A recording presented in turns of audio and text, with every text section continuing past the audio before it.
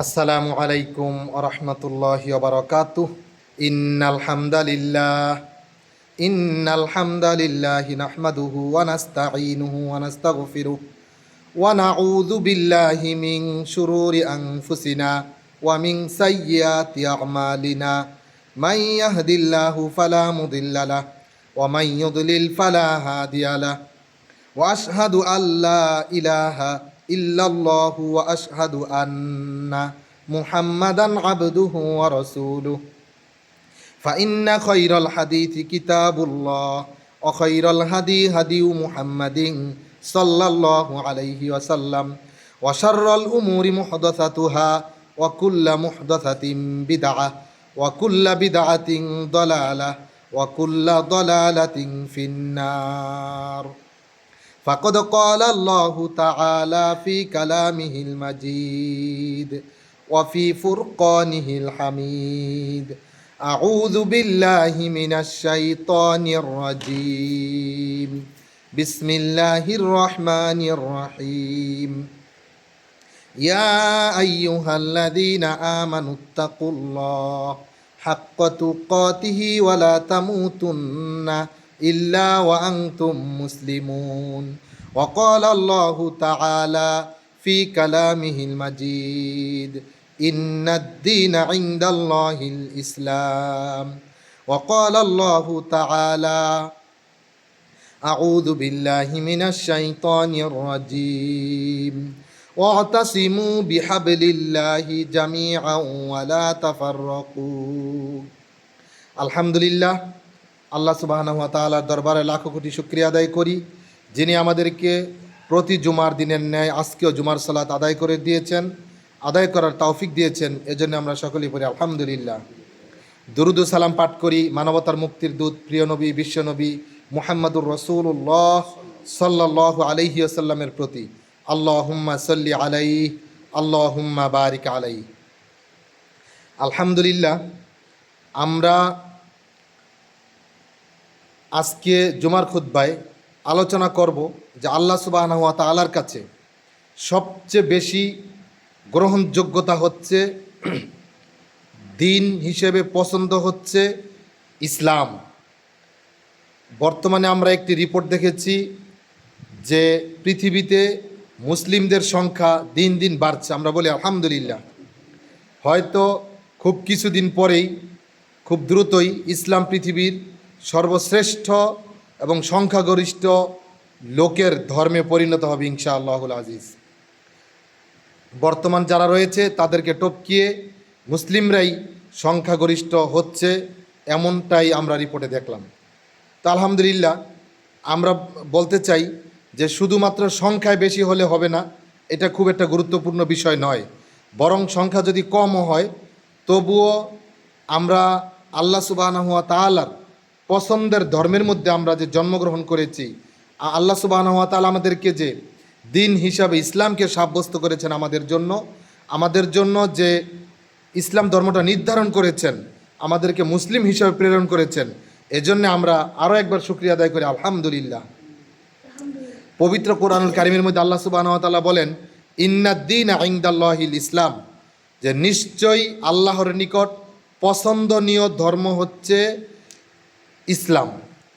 অতএব পৃথিবীতে আরও যত ধর্ম বা যত সংস্কার কালচার থাকুক না কেন, ওইগুলা সাময়িকভাবে দেখতে যতই চাকচিক বা যতই লাভজনক বা যতই শোভা বর্ধন করুক না কেন, আল্লাহ সুবহানাহু ওয়া তাআলার কাছে যেটা পছন্দের এটার ভিতরে আল্লাহ আমাদের দান করেছেন, এটার জন্য আমরা আল্লাহর কাছে চিরকৃতজ্ঞ এবং আমরা সারা জীবন আল্লাহর দরবারে সিজদা আদায় করে শুকরিয়া আদায় করব।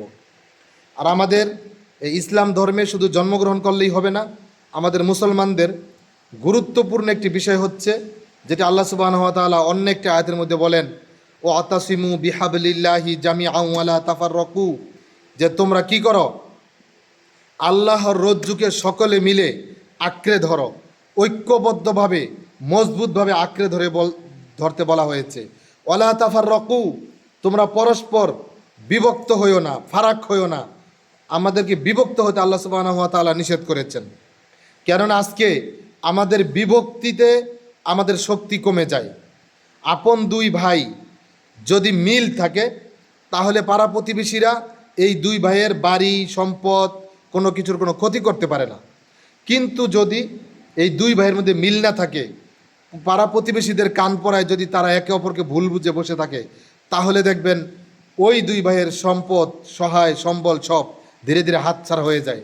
কেননা দুর্বল করার মাধ্যম হচ্ছে উভয়ের মধ্যে দ্বন্দ্ব লাগিয়ে দেওয়া, মতানৈক্য তৈরি করা। সুতরাং রাসূল সাল্লাল্লাহু আলাইহি ওয়াসাল্লাম যেমনি করে একটি হাদিসের মধ্যে বলেছেন যে সারা পৃথিবীর মুসলিমরা হচ্ছে অনেক অঙ্গ বিশিষ্ট একটি দেহের মতো। যেমনি করে একটি দেহের অনেক অঙ্গের মধ্যে একটি অঙ্গে যখন আঘাত লাগে, ব্যথিত হয়, তখন সারা অঙ্গ সারা শরীরটাই ব্যথিত হয়ে যায়। ঠিক তদ্রূপ মুসলিমরা যেন পৃথিবীর কোনো প্রান্তরে যদি একজন মুসলিম আঘাতপ্রাপ্ত হয়, ব্যথিত হয়, রক্তাক্ত হয়, আক্রান্ত হয়, তাহলে যেন সারা পৃথিবীর মুসলিমরা যেন আক্রান্ত হয়, সারা পৃথিবীর মুসলিমরা যেন ব্যথিত হয়। যদি সেটা না হয় তাহলে আমাদের মুক্তি সম্ভব নয়। বিগত দিনে যুগে যুগে কালে কালে আমরা এটারই প্রমাণ দেখেছি। এখন যেমনি করে আমাদের ফিলিস্তিন, আমাদের সিরিয়া যেমনি করে আঘাতপ্রাপ্ত হয়েছে, রক্তাক্ত হয়েছে, হায়নার দল ঈদের দিনগুলা, রমজানের দিনগুলা, কুরবানির ঈদের দিনগুলা পর্যন্ত আমাদের ভাইদেরকে ছাড় দেয় নাই, আমাদের ভাই বোনদেরকে আঘাত করেছে, রক্তাক্ত করেছে। এমনকি তারা সিন্ডিকেট করে ত্রাণগুলাকেও এখন তাদের জিম্মায় নিয়ে তাদের পছন্দ মতোভাবে এগুলা বিলি করে, এবং বিলি করার সময় আমাদের ভাইদের উপরে গুলি করে, আমাদের ভাইদের উপরে রক্তাক্ত করে, তাদেরকে পশুর মতো, পাখির মতো হত্যা করতেছে।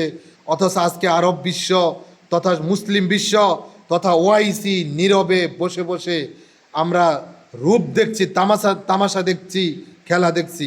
আল্লাহ সুবহানাহু ওয়া তাআলার কাছে আমরা ফরিয়াদ করব, হে আল্লাহ, আপনি আমাদের মধ্যে ঐক্যবদ্ধতা দান করুন, আপনি আমাদের মধ্যে সমঝোতা দান করুন, আপনি আমাদের মধ্যে সীসা ঢালা প্রাচীরের মতো মজবুতি দান করুন, ইমানি শক্তিতে বলিয়ান করুন।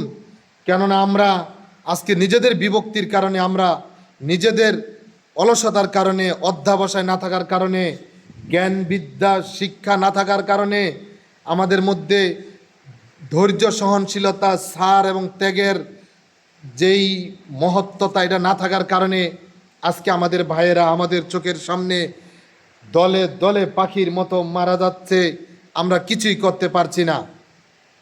সুতরাং আমরা আল্লাহ সুবহানাহু ওয়া তাআলার কাছে নিজ নিজ ইমানি শক্তি কামনা করব।